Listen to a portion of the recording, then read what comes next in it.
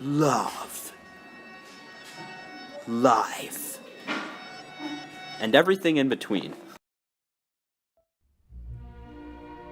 Pride and Prejudice.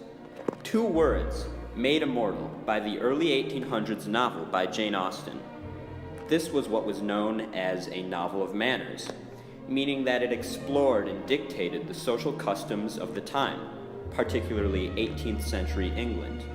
It was eye-opening for many, showing a highly stratified and aristocratic society with very little social mobility. As terrible of a society this was, it absolutely still applies to 21st century America, as we will explore in the next few minutes. His sense of inferiority, of its being a degradation, of the family obstacles which had always opposed to inclination, were dwelt on with a warmth which seemed due to the consequence he was wounding, but was very unlikely to recommend his suit. They were rather handsome, had been educated in one of the first private seminaries in town, had a fortune of £20,000, were in the habit of spending more than they ought and of associating people of rank, and were therefore in every respect entitled to think well of themselves and meanly of others.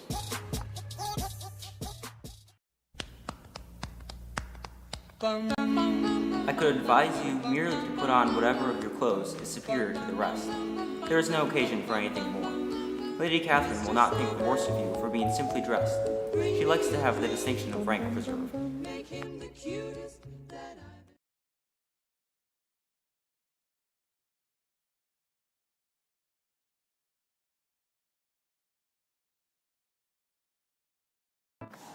Since the late 1700s, when America was founded, Americans have been in a deep slumber.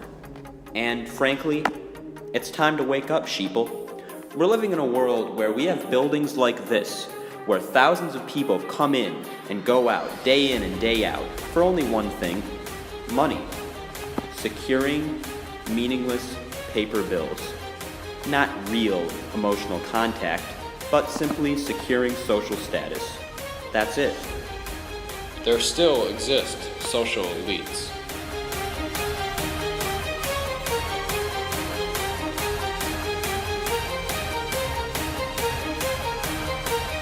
People controlling our money.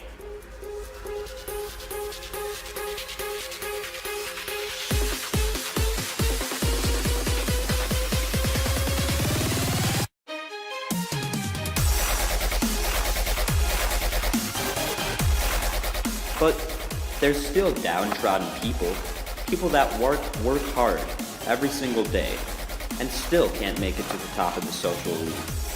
What do we do about these people? What can they do? Is this riot we see here enough?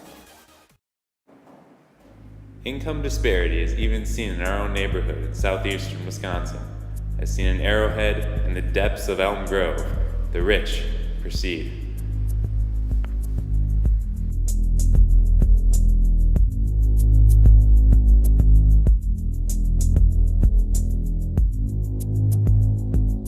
Just travel a few blocks in any direction, and you'll find middle-class neighborhoods filled with nuclear families. Parents working 8-hour jobs, struggling to stay ahead. Travel into the grottos of any urban setting, and here we find the poor and destitute, beaten down by the social aristocracy, working for minimum pay, long hours, multiple jobs, jobs that no one wants, jobs that the aristocracy forces them to work. The facts speak for themselves. According to the Congressional Budgeting Office, over the last 35 years, average household income for the richest 1% has quadrupled, while remaining virtually stagnant for the other 99%. And according to the New York Times, the richest 1% now get 93% of all income gains. Not even the Great Depression was this unequal.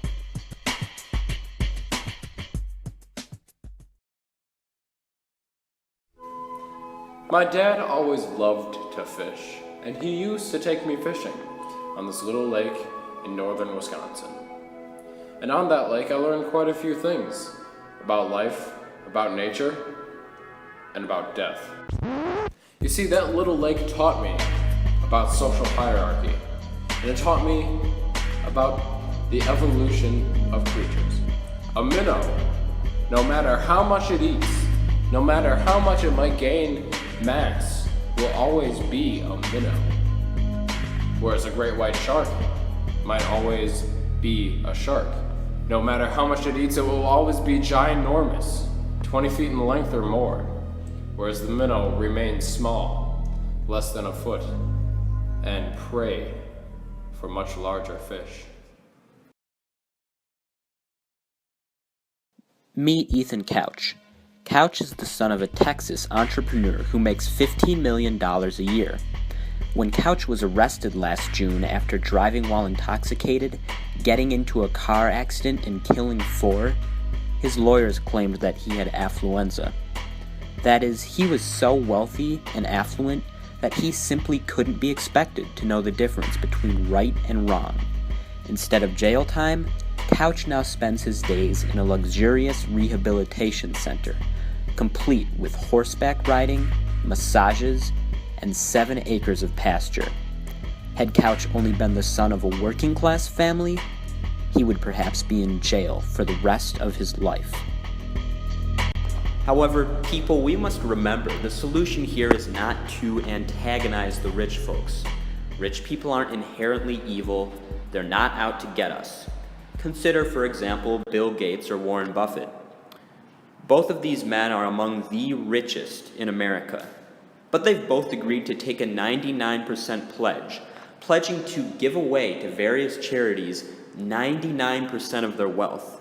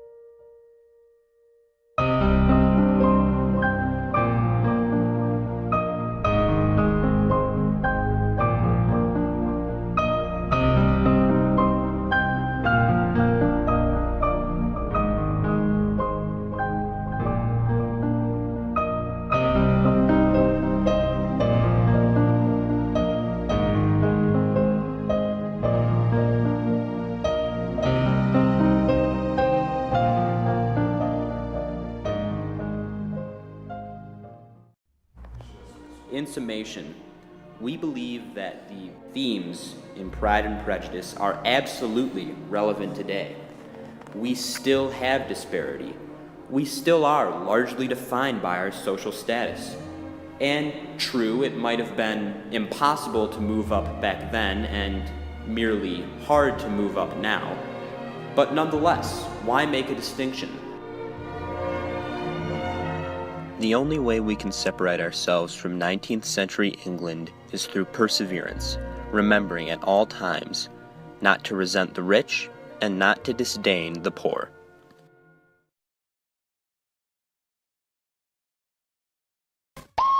The apocalypse is coming, people. Need to wake up. Corporations and big oil in America is controlling our lives. We are all sheeple to the corporate wolves of Wall Street. We're going to die by death of lack of food. Our cars won't run. We won't have children because we'll be infertile.